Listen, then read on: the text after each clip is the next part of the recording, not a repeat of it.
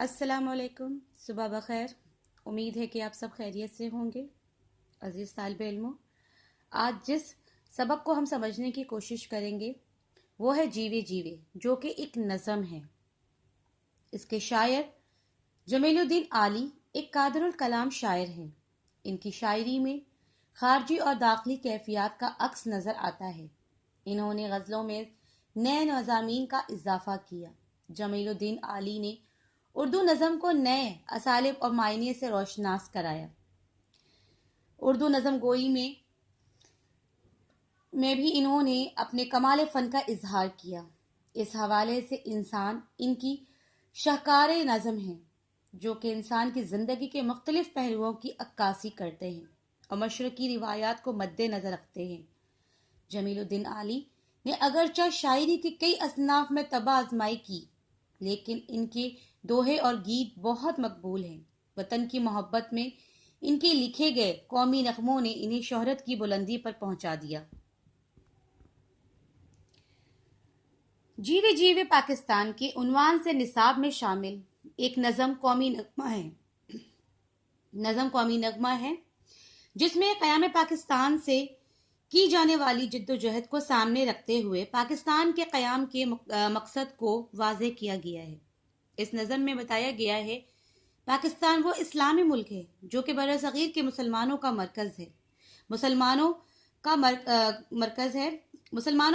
को पाकिस्तान बहुत मुश्किलों से यानी अनथक मेहनत से हासिल हुआ है। पाकिस्तान को अल्लाह ताला ने बहुत सी नेमतों से नवाजा है।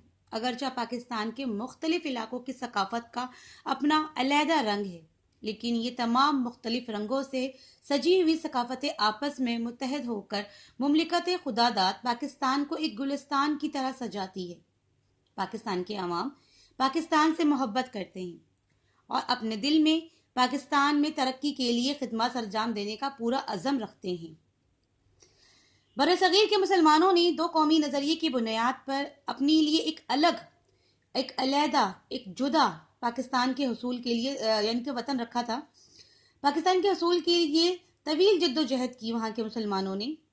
आज़ादी की इस जद्दोजहद में मुसलमानों ने बहुत सारी तकालीफ उठाई, अपनी जानें कुर्बान की। एक तवील जद्दोजहद के बाद बरसग़ीर के मुसलमानों के लिए 14 अगस्त 1947 को एक अलहदा मुमलिकत कायम हुई, जो कि दुनिया के नक्शे पर पाकिस्तान कहलाई।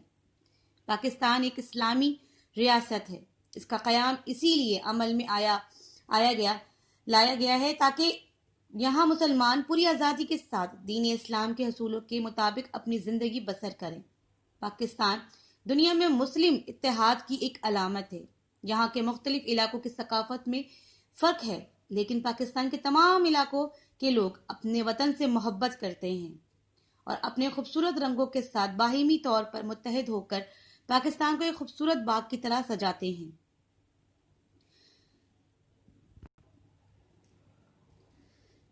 पाकिस्तान के लोग अपने वतन से बहुत मोहब्बत करते हैं।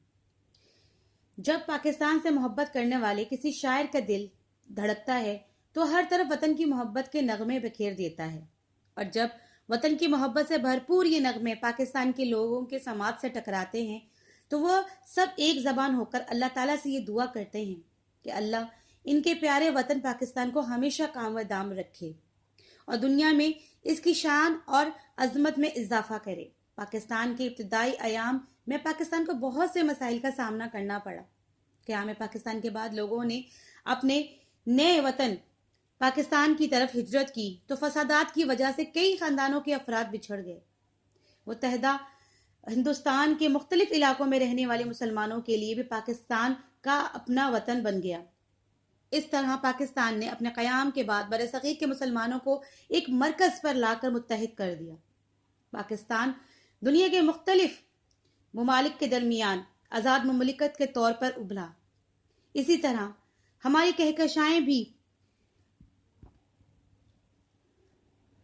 कहकशां में सूरज तमाम सैयारों की झुरमुट में एक मरकज़ की तरह होता है। इसी तरह पाकिस्तान भी कहकशां की तरह इस दुनिया में यानी कि झुरमुट की तरह एक मरकज़ में आ गया। अल्लाह ताला पाकिस्तान को हमेशा कायम और दायम रखे। क़याम पाकिस्तान के बाद की जाने वाली जद्दोजहद आज़ादी के हसूल की एक तवील दास्तान है। جس میں ہمارے بزرگوں نے بہت سارے تکالیف برداشت کی اور بہت قربانیاں دی۔ پاکستان کے عوام اور خاص طور پر پاکستان کے نوجوان کی یہ ذمہ داری ہے کہ وہ پاکستان کی ترقی کے لیے اپنا کردار ادا کریں۔ شاعری کی وہ صنف جس میں نظم کے انداز میں ایک مخصوص موضوع کے تحت موسیقیات اور سروں کو سامنے رکھتے ہوئے بند ترتیب دیے جاتے ہیں، گیت نگاری یا نغمہ نگاری کہلاتی ہے۔ گیت نگاری یا نغمہ نگاری کو برصغیر میں فلموں کی وجہ سے بہت مقبولیت حاصل ہوئی۔ برصغیر میں فلموں کے لیے بہت تاثیر گیت اور نغمے لکھے جاتے تھے۔ ان گیتوں اور نغموں کو ان کے تاثیر اور انسانی جذبات کی ترجمانی کی وجہ سے بہت مقبولیت حاصل ہوتی تھی۔ قومی نغمے جیوے جیوے پاکستان میں جمیل الدین عالی نے پاکستان کی سیاسی اور صوبائی تقسیم اور اس کے وسائل کے بارے میں بیان کیا ہے۔ وہ کہتے ہیں کہ پاکستان 4 صوبوں پر مشتمل ہے۔ پاکستان ہر صوبے میں علیحدہ ثقافت اور علیحدہ زبان رکھتا ہے۔ پاکستان کے 4 صوبوں میں لوگ آپس میں اتحاد قائم رکھتے ہیں۔ اس کے ساتھ ہی پاکستان کے سبھی لوگ پاکستان سے محبت کرتے ہیں۔ پاکستان ایک زرعی ملک ہے اور زرعی اعتبار سے پاکستان کی مٹی انتہائی زرخیز ہے۔ پاکستان کے عوام علیحدہ ثقافت اور زبان ہونے کے باوجود بھی اس سے محبت کرتے ہیں، اس کی ترقی کے لیے محنت کرتے ہیں۔ اس نظم میں پاکستان کے عوام خصوصاً نوجوانوں کو پاکستان سے محبت کرنے اور پاکستان کی ترقی اور خوشحالی کے لیے کوشش کرنے کا پیغام دیا ہے۔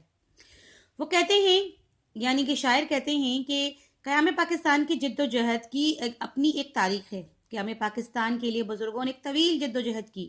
آزادی کی اس جد و جہد میں برصغیر کے مسلمانوں نے بہت تکلیفیں اٹھائیں۔ مسلمانوں کو معاشی طور پر بدحال کیا گیا۔ معاشرتی طور پر فرقہ وانیت فسادات میں مسلمانوں کا قتل عام بھی ہوا۔ مسلمانوں کو بے گھر بھی کیا گیا۔ ان کی جائیدادیں ناجائز طور پر قبضہ بھی کر لی گئی۔ قیام پاکستان کی جد و جہد ایک غم و عالم کی داستان ہے، لیکن ہر جگہ اپنی مستحکم حقیقت یہ ہے کہ پاکستان بڑی قربانیوں اور بڑی تکلیفوں کے بعد حاصل ہوا ہے۔ شاعر جو ہے عوام کو بزرگوں کی تکلیف اور قربانیوں کو یاد دلاتے ہوئے کہتے ہیں کہ بزرگوں نے تو قیام پاکستان کے حصول کے لیے بہت تکلیفیں اٹھائیں اور قربانیاں بھی دی، لیکن اب پاکستان کے جو نوجوان ہیں ان کی اوپر یہ ذمہ داری ہے کہ وہ پاکستان کی ترقی اور خوشحالی کس طرح کریں گے۔ یہ عوام کے اوپر بہت بڑی ذمہ داری ہے اس مملکت کو چلانے کی، اسے خوشحال بنانے کی، اس میں اتحاد قائم رکھنے کی۔ ہمارے نوجوان جو ہے وہ اس وقت نوجوانوں کو چاہیے کہ اپنے ملک کی ترقی کی طرف گامزن ہو، اس کی کامیابی کے لیے محنت کریں، اس کو کامیاب کریں۔ اللہ تعالیٰ ہمارے پاکستان میں ہمیشہ ترقی دے، ہمارے پاکستان کی ترقی ہو، قائم ہو یہ ملک، اس کی ترقی اور حفاظت کرے، اور ہمیں بھی اس کی ترقی اور حفاظت میں اپنا اہم کردار ادا کرنا چاہیے۔ امید ہے بچوں کو آپ کا یہ سبق سمجھ میں آ گیا ہوگا۔ اس سبق کا مرکزی خیال اور خلاصہ آپ اپنے الفاظوں میں کریں گے۔ انشاءاللہ تعالیٰ اگلی کلاس میں اس کے تشریح اور جو بھی اس کے آگے کے کام ہوں گے وہ آپ کو بھیج دیا جائے گا۔ باقی آپ اس سبق کے مرکزی خیال اور خلاصہ اپنے اون ورڈز میں لکھیے۔ انشاءاللہ تعالیٰ آپ سے اگلی کلاس میں ملاقات ہوتی ہے۔ جب تک آپ اپنا پورا خیال رکھیے گا۔ اللہ حافظ۔